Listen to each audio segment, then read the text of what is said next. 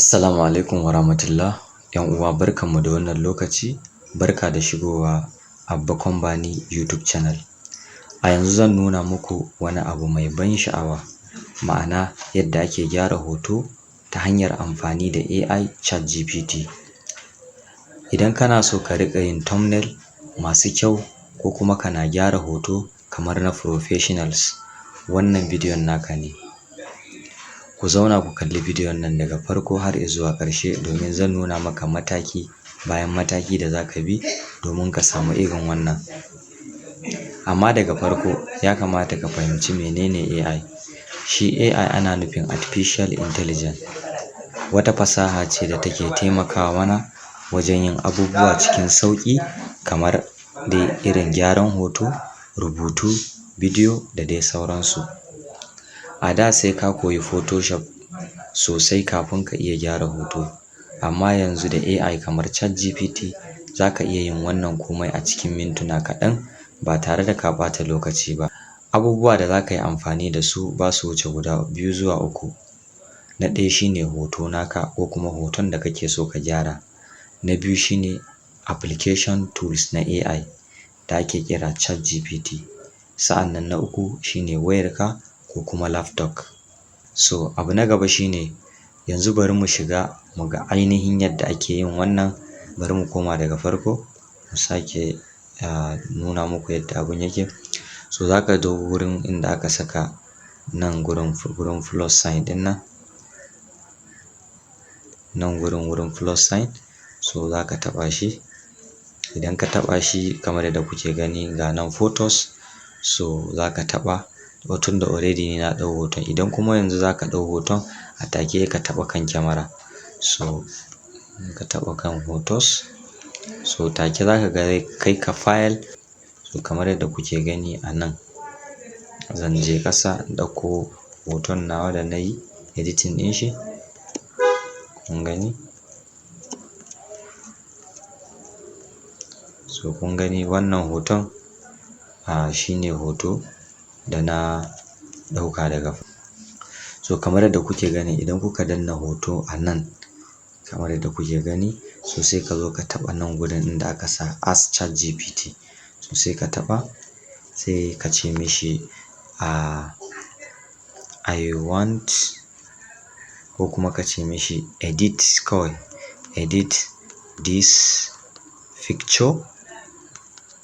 Edit this picture like a Photoshop. Like a Photoshop. Ko edit this picture in a Photoshop. In a Photoshop. Kawai sai ka tura mishi haka. So kamar yadda kuke gani shi AI ɗin zai ta processing.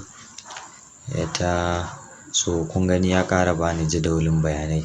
Yana faɗa min attribute. Misali ya ce sure zai iya min editing. So amma ga wasu bayanai. Okay. Do you want, ina buƙatan a canja min background ne, a ƙara mun haske da kala, enhancer, skin smoothing, okay, a gyara fatar jiki, outfit color or style, a canja kayan wannan hoton ko to duka wannan properties ne da yake tambaya na. So ni duka bani da buƙatan wannan. So kawai zan ce just edit. Just edit.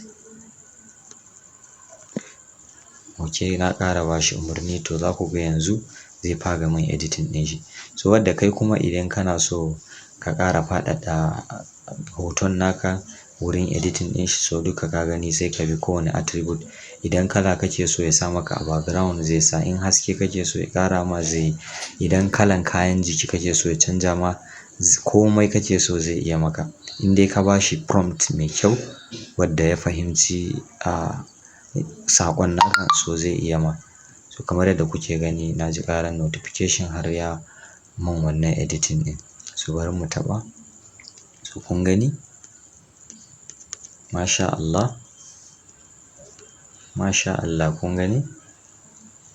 Cikin sauƙi ya mun editing ɗin wannan. Kun gan shi nan yayi cleared, yayi kyau, ya ƙara mun haske, ya ƙara smoothing in face ɗina, kalan kayan da komai da komai da yanayin background ɗin duka ya biya ƙawata shi fiye da wancan. So yanzu abin da zan yi saving ɗin shi sai in zo nan sama in taɓa save. Kun gani nayi saving ɗin shi, so kai ma haka za ka bi ka yi wannan ka bi process ɗin domin ya yi maka. So ga ɗan wasu shawarwari da kuma ya kamata mu sani. So ka fara gwadawa da hotonka ko kuma hoton wani abokinka, ka shiga ka fara ka yi amfani da prompt masu kyau. Okay, sa'annan ka kasance mai ƙirƙira, ka zama creativity. So kada ka jira sai ka wani lokaci, a'a ka fara yanzu, ka fara gwada wannan abun. To 'yan uwa, wannan shine yadda ake gyara hoto da AI ChatGPT. Idan ka ji daɗin wannan bidiyon ka taimaka ka danna mun like, sa'annan ka danna subscribe, ka rubuta a comment section kana son ka gwada. Okay, so mu kasance da ku a bidiyo na gaba, sai mun haɗu a bidiyo na gaba. Mun gode.